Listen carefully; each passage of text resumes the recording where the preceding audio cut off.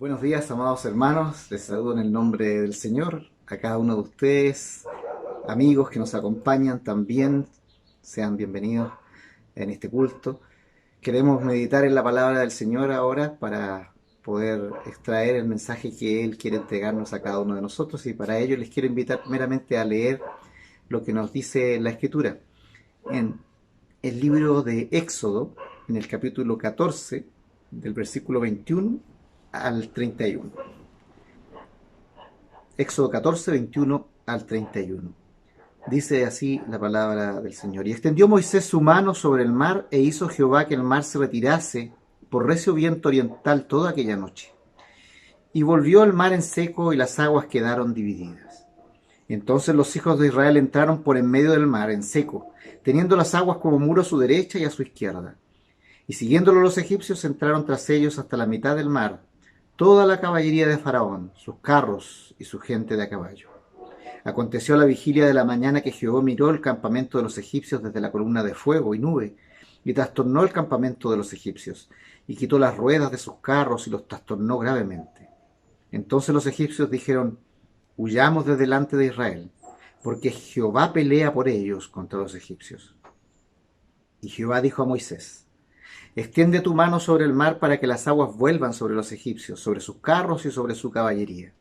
Entonces Moisés extendió su mano sobre el mar, y cuando amanecía el mar se volvió en toda su fuerza, y los egipcios al huir se encontraban con el mar. Y Jehová derribó a los egipcios en medio del mar.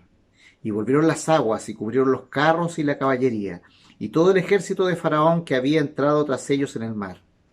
No quedó de ellos ni uno.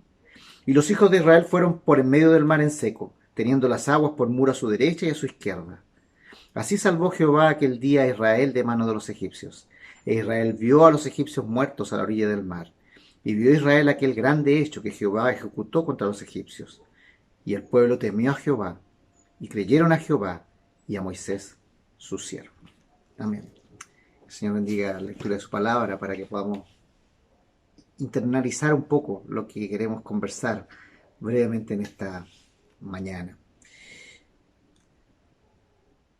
Nosotros tenemos a un Dios que tiene en sus manos los hilos de nuestra historia. Al mirar el devenir de los tiempos y situados en cualquier momento de la historia, vamos a encontrar diferentes momentos a interpretar de acuerdo a los acontecimientos o hechos que nos han afectado como humanidad. Está la interpretación que puede hacer un científico de los acontecimientos, o la que puede hacer un político sobre los hechos que nos rodean.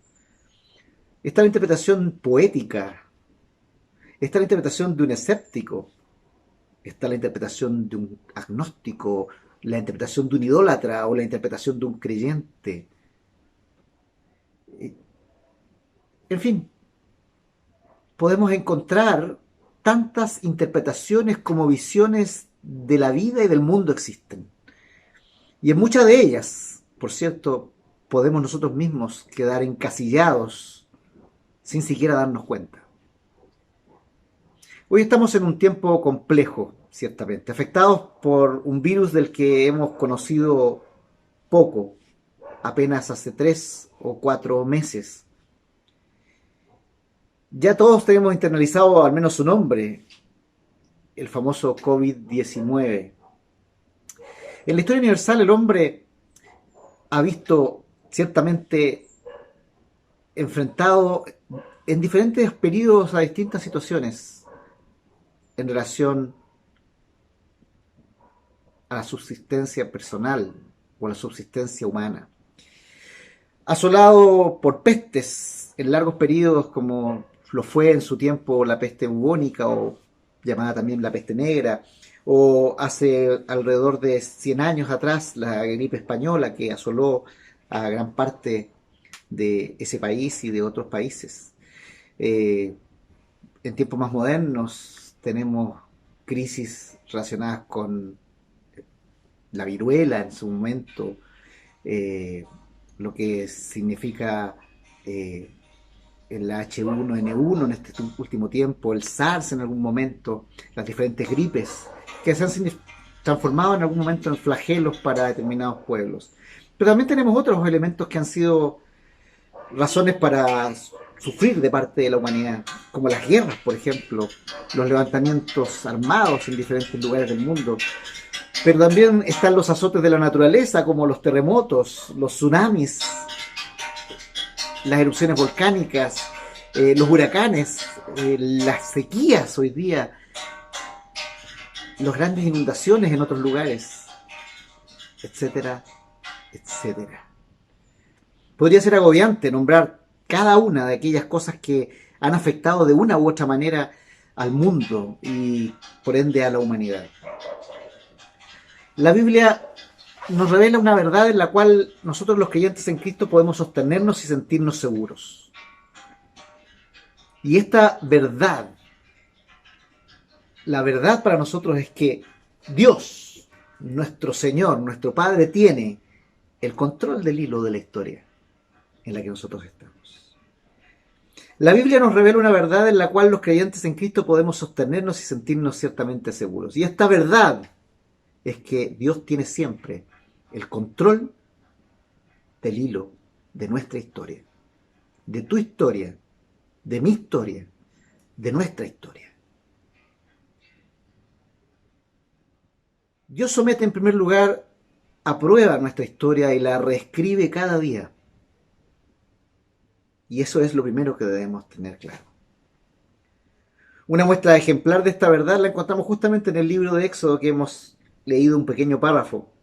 Aquel libro en que se comienza a escribir la historia del pueblo escogido, la descendencia de Abraham, el amigo de Dios, a través de los descendientes de su nieto Jacob. Conocemos la historia. El libro parte contándonos de un pueblo que se había vuelto esclavo en Egipto, al que Dios le había llevado para justamente sacarlo de una problemática como la sequía que se había vivido en los tiempos de José. Pero ahora está allí, en Egipto, sometido a un proceso de esclavitud. Y Dios, en el cumplimiento de los tiempos, levanta a un líder, un caudillo, un hombre extraordinario como Moisés, para que lo lidere y lo guíe en esta liberación.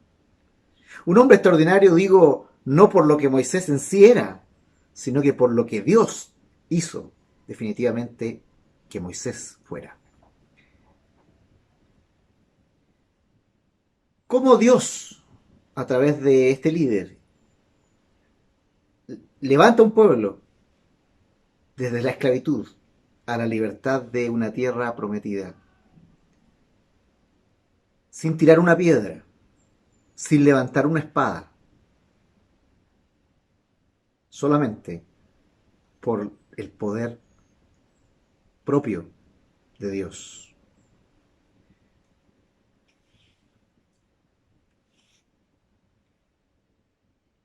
Cientos de años después de la promesa, había pasado largo tiempo, siglos, desde que Abraham recibe allí la promesa de hacerle una nación grande. Desde Caldea, viniendo por el desierto para quedarse allí ahora, en vísperas de entrar a la tan anhelada tierra prometida. La liberación milagrosa que hemos leído de la persecución egipcia que ahogaba al pueblo frente al mar, aquella liberación y aquel acto que permite que el pueblo pueda pasar en seco, sin embargo, no fue suficiente triunfo y gloria para conservar la expectativa de la prometida tierra que fluye leche y miel. Esa inmensa expectativa de muchos israelitas que salieron de Egipto con la esperanza de acceder a esta tierra que les había sido prometido tanto tiempo antes. Esa inmensa expectativa, de un momento a otro, se convierte en una gran decepción. Al poco andar, sienten bajo sus pies la aridez del desierto. Y mirado al horizonte, lo que observan es más desierto. Y comienzan entonces a extrañarse aquellos bienes básicos de que gozaban en el antiguo lugar de esclavitud en que vivían en Egipto. Los planes de Dios son muy distintos a los pensados por su pueblo, ciertamente.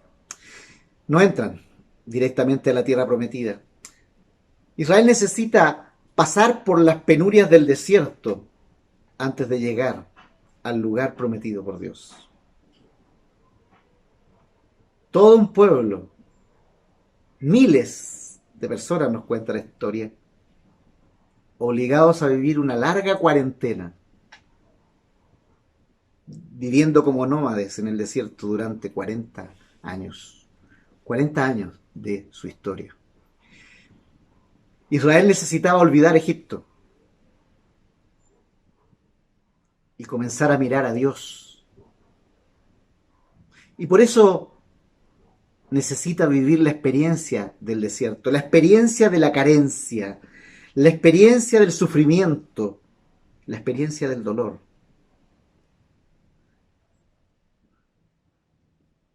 Con el propósito principal de verificar la verdadera necesidad de Dios. El Señor quiere probar a este pueblo. Y esa, seguramente, ha de ser también nuestra propia experiencia. Ciertamente no nos gusta pasar por procesos duros y dolorosos, a nadie le gusta hacerlo, es obvio. Nadie quiere sufrir en primer lugar y queremos evitar el dolor. Y para nuestros logros, aquello que perseguimos, queremos también, siempre buscamos la satisfacción inmediata. Sin embargo, Dios nos lleva muchas veces a vivir la experiencia de la aridez y el sufrimiento del desierto por un tiempo. Deuteronomio 8:3 dice lo siguiente: Él te humilló, te dejó tener hambre y te alimentó con el maná, para hacerte entender que el hombre no solo vive de pan, sino de todo lo que procede de la boca de Dios. Dios nos lleva muchas veces a vivir la experiencia de la aridez, del sufrimiento, del desierto. Nos prueba por algún tiempo. Pero lo más significativo de esa prueba y lo más significativo de ese tiempo, tal vez en el desierto, es que Dios también acompaña nuestra propia historia. Dice la palabra, según leímos, que Jehová iba delante de ellos. Y ustedes pueden leer un poquitito antes lo que dice respecto de esto. De día en una columna de nube para guiarlos por el camino, y de noche en una columna de fuego para alumbrarlos, a fin de que anduvieran de día y de noche, nos dice la palabra. Nunca se apartó del pueblo la columna de nube durante el día, ni la columna de fuego durante la noche. La historia del Éxodo también nos habla de una compañía real, visible y palpable de Dios para su pueblo. La presencia de Dios manifestada en la nube de día para guiarles, también tal vez para librarles del calor del desierto, y una columna de fuego para que les guiara de noche y les alumbrara, y tal vez para protegerles del frío en la oscuridad del desierto. El fuego en la columna de nube, que era el mismo que aquel en que el Señor se reveló a Moisés desde la zarza, y luego descendió sobre Sinaí en medio de truenos y relámpagos, en una espesa nube que rodeó ese lugar. Era un símbolo de esa presencia de Dios, de ese celo del Señor por su pueblo. Este signo de la presencia de Dios no se apartó de Israel mientras estuvieron en el desierto. Y a pesar de esa presencia, ¿cuántas veces murmuraron contra Dios allí? De hecho, apenas salieron o cruzaron el mar, ya vivieron situaciones complejas buscando el agua, y el Señor les tenía preparado un manantial con 12 lugares donde salía el agua. O cuando tuvieron hambre y el Señor les envió el maná. O las aves que bajaban y que ni siquiera debían de cazar ni buscar, simplemente tomar para comer. Sin embargo, lo más valioso y lo realmente importante en ese proceso de la historia era que el pueblo no consideraba su verdadera necesidad plena de Dios. Pues lo que Dios quiere y espera es justamente tener una relación personal con su pueblo. Él quiere tener una relación personal con sus hijos. Él quiere tener una relación cercana con ellos. El desierto es una buena oportunidad para profundizar esa relación especial y esa comunión con Dios. Dios estuvo cada día de esa cuarentena de años en el desierto. No hubo un solo día en que Él se durmiera o despertara más tarde. No hubo un solo día en que Él se fuera y se apartara de su pueblo. En cada una de las situaciones vividas por sus hijos, Él estuvo allí.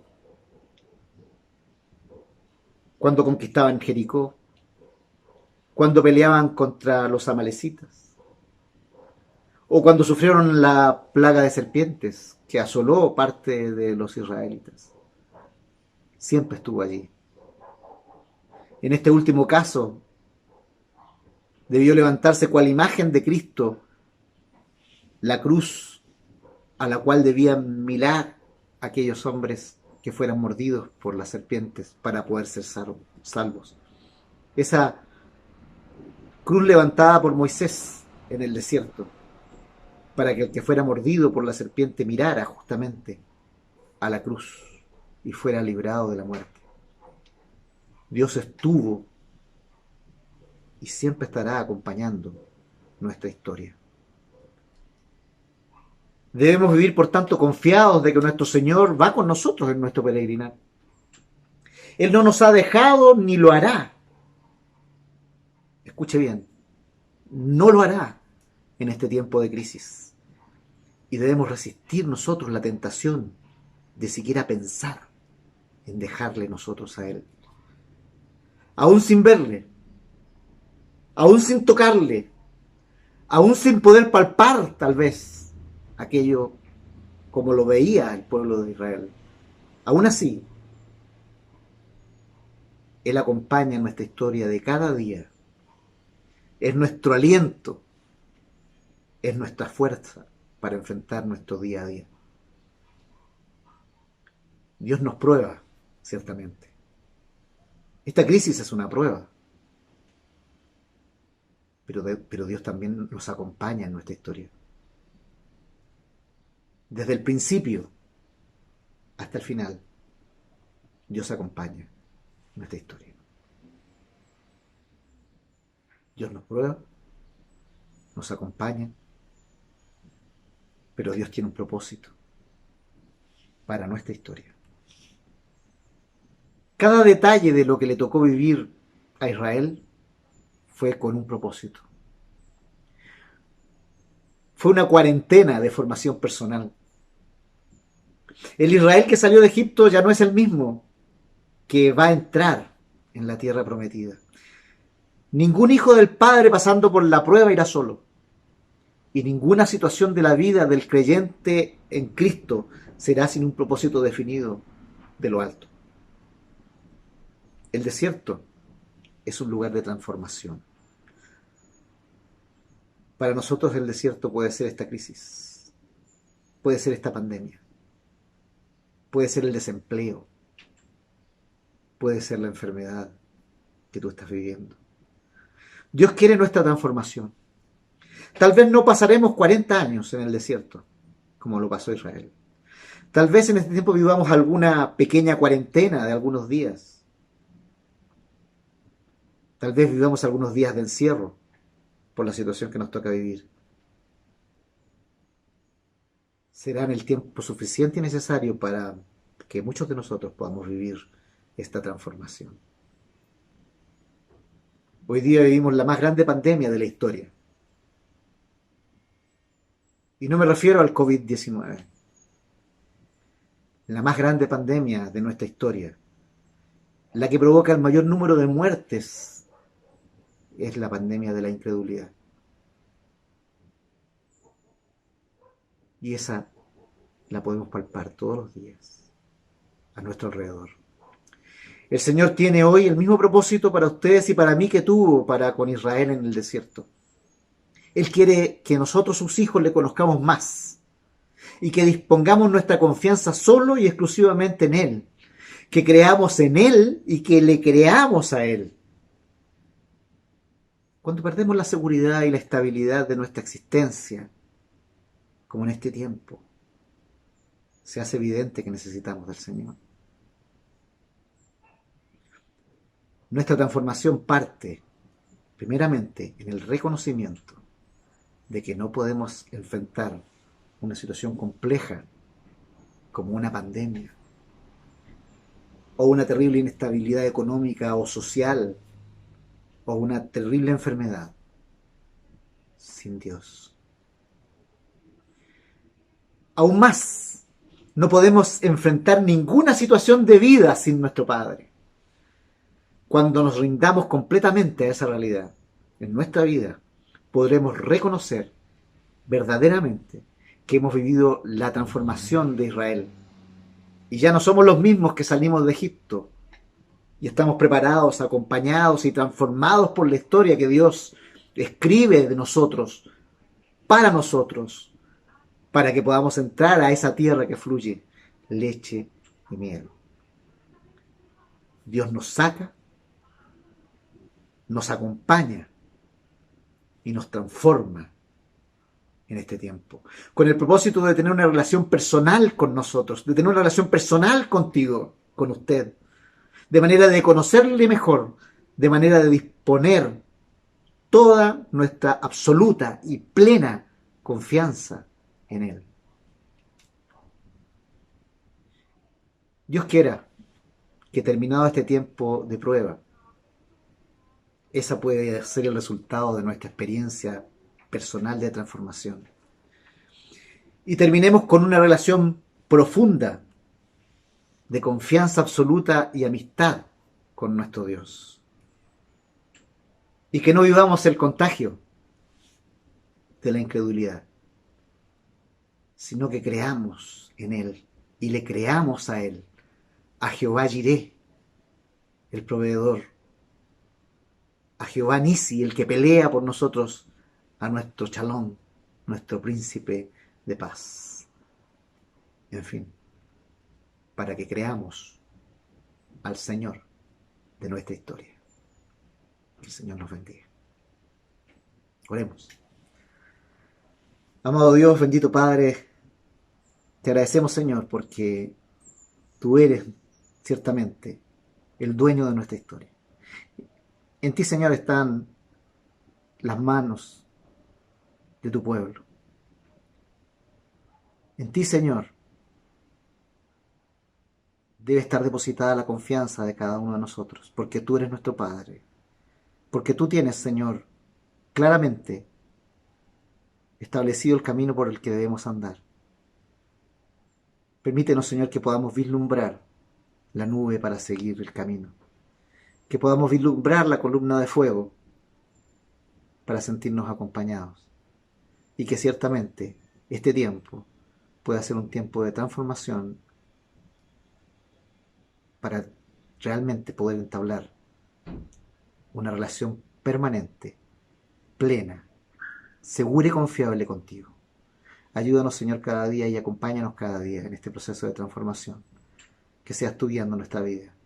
Que seas tú, Señor, quien sea nuestro Jireh, nuestro Nisi, nuestro Shalom.